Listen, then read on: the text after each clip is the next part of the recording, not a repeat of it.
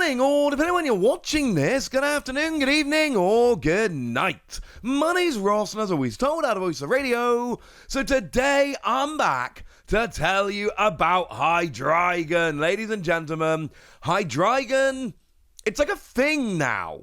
And when I say Hydreigon, I'm not even really talking specifically about like a Hydreigon. I'm talking about Hydreigon as a whole thing. Because of course, we've had Hydreigon for a little while now. We had Hydreigon in Surging Sparks. But now the bonus is we have another Hydreigon, which has gone and come around in Black Bolt and White Flare. And now we've got two Hydreigon EX, and essentially people are putting them together and making them work. Once again, I am not presenting this as it's the very best deck, it's unbeatable, or anything along those lines. This is presented as, have you considered this deck? I've seen it doing some winning over in Japan. It is not a deck people are talking about, and I personally think it is a deck that people should be talking about. Also, we've got 3 different Dino and 3 different Zweilers, so if you're a fan of this evolution line, oh, it's going to be good times, ladies and gentlemen. It's going to be good times.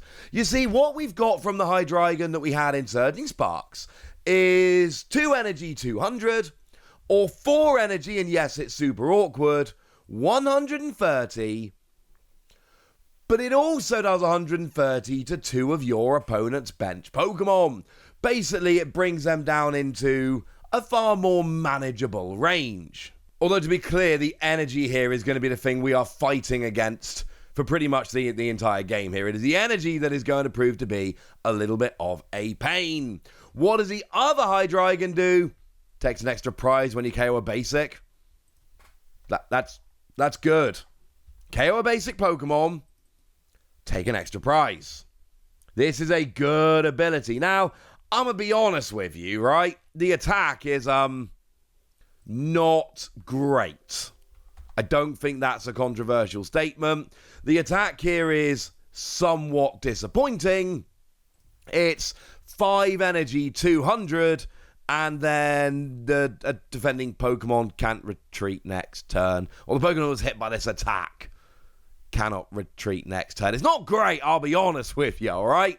That's not the point. The point is, if you KO a basic Pokemon, you get to take an extra prize. Okay. So what are we doing in terms of the energy here? Well, we're playing around with a bunch of different tricks to try and plug the gap, so to speak. Remember, we've got that new card Ignition Energy, which is coming around in Black Bolt and White Flare, and that is the one that is just free energy, free colorless energy when it's attached to an evolution Pokemon and it falls off at the end of your turn.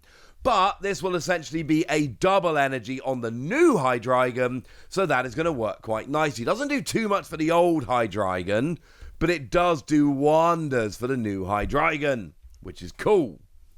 We've also got our A-Spec of choice here, and it kind of has to be Neo Upper Energy. Yeah, you pop it on a Stage 2 Pokemon and it's only 2 energy. No, we don't love Neo Upper Energy. Yes, it is one of the worst A-Specs that's been released so far. No, it doesn't matter. Because essentially we need to get this on there. We need to have this paying for 2 energy, and this essentially is how we can justify using the Stellar Terra Hydreigon, because this will pay the 2 awkward energy, because we're only actually playing Darkness as our basic energy here. So we need to be able to find a way to cheat the other energy. Neo Upper Energy becomes one of the best tricks here. Our counter gain, also something we're going to be using here. You're probably going to go down on prizes in the early games you need to actually go and set up. So this will reduce the cost of your attack by 1 colorless energy. And then we can start playing around with things like Neo Upper. And then hopefully that's going to be able to get you over the line. Now, the other thing we need to do here is slow the game down to give us time to actually get rolling. Well, wonderful news. We are obviously playing Badoo. No energy, 30 damage, and then your opponent can't use item cards. There are games we've all seen at this point.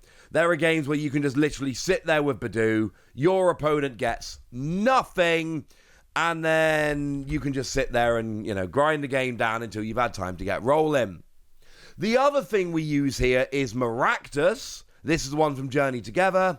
Single energy, 20 damage, stops your opponent retreating. Good for sticking stuff in the active. And yes, we're obviously playing Countercatcher to go along with this. Countercatcher something else, stick them in the active. Hope that's going to be giving you a bit of time. And you do get that extra cheeky damage when they attack Maractus, which is nice. But mostly here, it's about making sure that you're buying a little bit of time. That is one of the main goals of this deck. Once you get your Hydreigon rolling, you can make comebacks. You've got one Hydreigon which is attacking 3 different Pokemon, and another Hydreigon which is taking extra prizes off of basics. Once you get rolling here, you are good. It just takes time to get rolling. Now, obviously, this is a deck that plays Monkey Dory. If you want to look at a couple of other Pokemon here, you're playing Darkness Energy. This moves damage counters from your Pokemon to your opponents. You're hitting the bench, and you're also got a Met attack which takes extra prizes. So being able to manipulate damage becomes a huge advantage. And then obviously Fez and Dipty drawing 3 cards after you get KO'd. You're a setup deck. So your opponent takes a KO, you get to take 3 extra prizes. This is awesome. Worth noting, your opponent's Pheasant Dipty will be just out of range of a Hydreigon, but Monkey Dory will actually help to fix the maths there so that you can take 3 prizes off a Pheasant Dipty. And when you get to the point where you're rocking 330 HP stage 2s and taking multiple prizes a turn, that's when the comeback happens.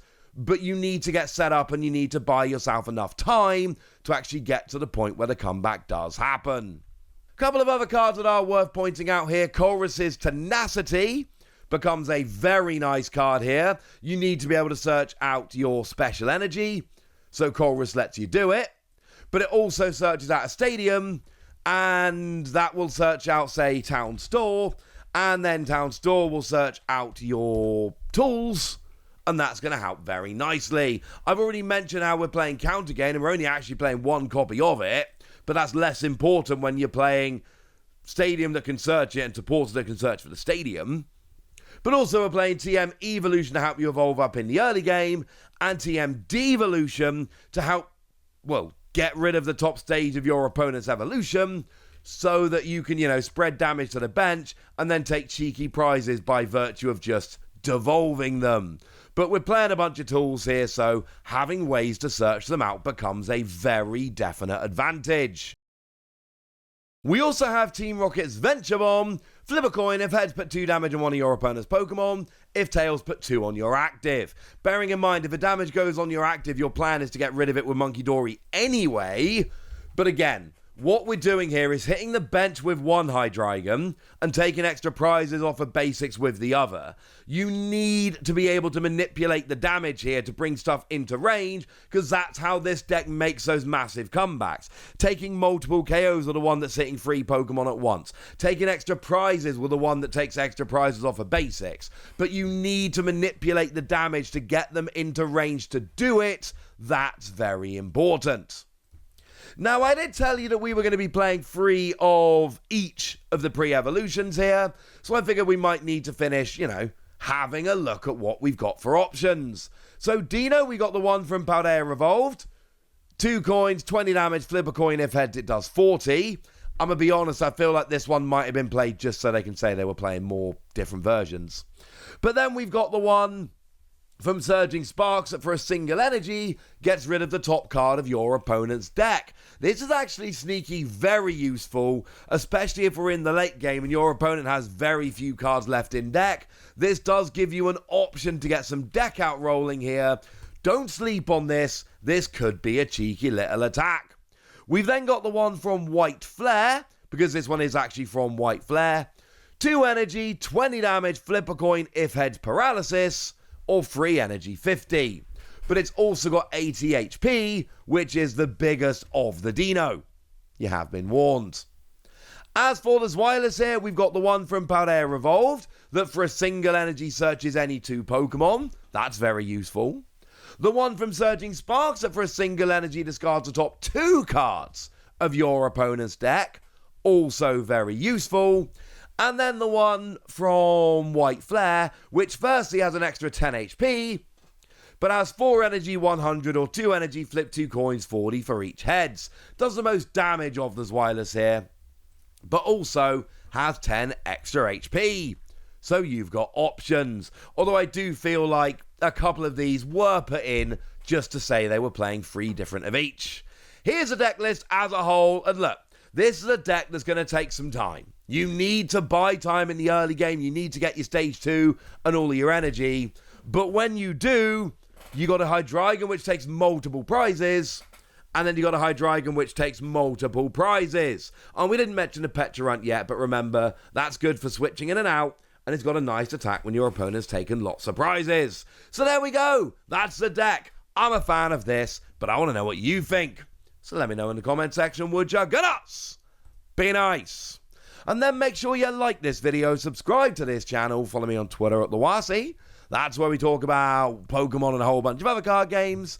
And please do consider checking out patreon.com/PTCG Radio, where you can support the channel, get some bonus podcasts, join a Discord, and all kinds of fun things. And get shout-outs on the channel, like the lovely Danger Morales, who's been a supporter of ours for a little while now and seems to be a very lovely person. So shout out to them for the support and the loveliness. But by far the most important thing as always, look after yourselves till next time, would ya? Thank you very much for watching. My name's Ross, and you've been watching PTCG Radio.